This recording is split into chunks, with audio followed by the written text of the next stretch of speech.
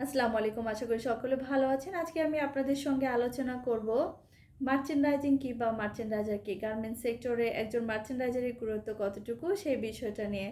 So merchandiser হলো সেই ব্যক্তি যিনি গার্মেন্টস বা পোশাক ব্যবসায়ীদের সাথে ফ্যাশন শিল্পে কাজ করে থাকেন। সো একটা অর্ডার নেওয়া থেকে শুরু করে দ্যাট মিন একটা ব্র্যান্ড বা একটা প্রোডাক্টকে সঠিকভাবে তৈরি করতে যে ধরনের উপকরণ লাগে সেই বিষয়গুলো নিয়েই সঠিকভাবে কাজ করে থাকেন একজন মার্চেন্ডাইজার।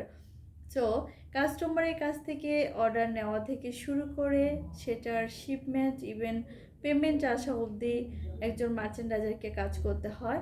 সো মার্চেন্ডাইজারের এখানে অনেক ধরনের অ্যাক্টিভিটি থাকে।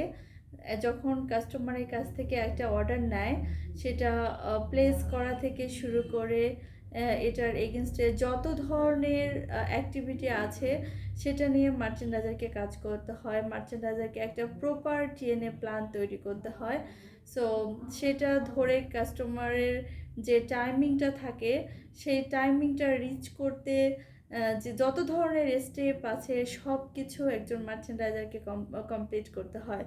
সো নট অনলি আসলে এই ধরনের টিএনএ প্ল্যান রিলেটেড কাজ, এখানে আরও অনেক বিষয় সম্পৃক্ত থাকে যেটা মার্চেন্ডাইজারকে সম্পূর্ণ করতে হয়। যেমন মার্চেন্ডাইজারকে একজন ডিজাইনারের সাথে খুব ভালো সম্পর্ক রাখতে হয়, তাকে quality department, account, HR, even even production team, অনেকগুলো ডিপার্টমেন্টের সাথে খুব ঘনিষ্ঠভাবে কাজ করতে হয় এবং প্রত্যেকটা জিনিস তার ফলো আপে রাখতে হয়। সো মার্চেন্ডাইজারের কাজ এই পর্যন্ত সীমাবদ্ধ নয় যে আমি কাস্টমারের কাছ থেকে একটা অর্ডার নিলাম, সেখানে যত ধরনের ডকুমেন্টেশন থাকে যেমন আপনার টেকনিক্যাল শিট, পিও শিট, মেজারমেন্ট চার্ট, বাইরের কমেন্টস, সো সকল কিছু আমি একজন প্রোডাকশন টিমের কাছে হ্যান্ড ওভার করে দিলাম, বা কাস্টমারের কাছ থেকে পাওয়ার ডিজাইন আমি ডিজাইনারের কাছে হ্যান্ড ওভার করে দিলাম। সো আমার দায়িত্ব শেষ। সো আসলে গার্মেন্টস সেক্টরে মার্চেন্ডাইজারের দায়িত্ব কিন্তু এই পর্যন্তই শেষ নয়। মার্চেন্ডাইজারকে সকল বিষয়ে সকল ডিপার্টমেন্টের সাথে খুব ঘনিষ্ঠভাবে টাচে থাকতে হয়, কারণ কাস্টমার আপনাকে অর্ডার দিয়েছে, আপনার সঙ্গে কস্টিং করেছে। সো কাস্টমার ফার্স্ট কলটা কিন্তু আপনাকে দেবে। কাস্টমার আপনার কোয়ালিটি টিমকে কল দিতে যাবে না, কাস্টমার আপনার অন্য ডিপার্টমেন্টকে ইমেল করে বা তাদের সাথে কমিউনিকেট করে তার নেসেসারি জিনিসগুলো জানতে যাবে না। সো সে কন্ট্যাক্ট অবশ্যই একজন মার্চেন্ডাইজারের সাথে করবে।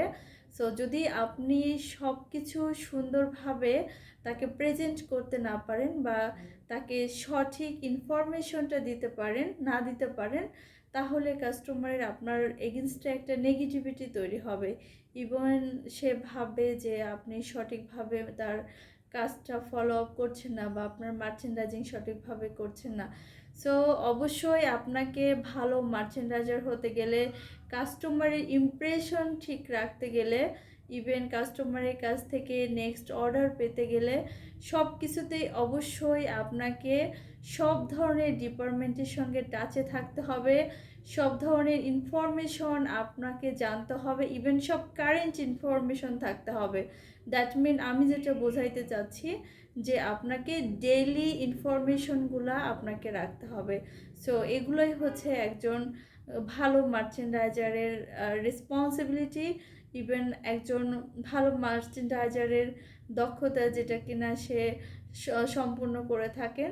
সো আশা করি আমি আপনাদেরকে ক্লিয়ারলি বোঝাতে পেরেছি যে আসলে একজন মার্চেন্ডাইজারের কাজ কী বা একজন মার্চেন্ডাইজারকে কী ধরনের কাজ করতে হয়, সেটা হোক বাইং হাউসে হোক ফ্যাক্টরিতে।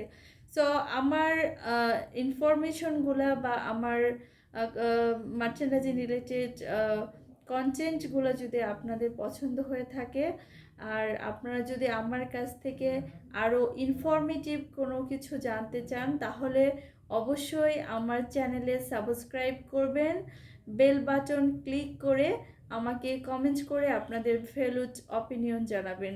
Thank you so much.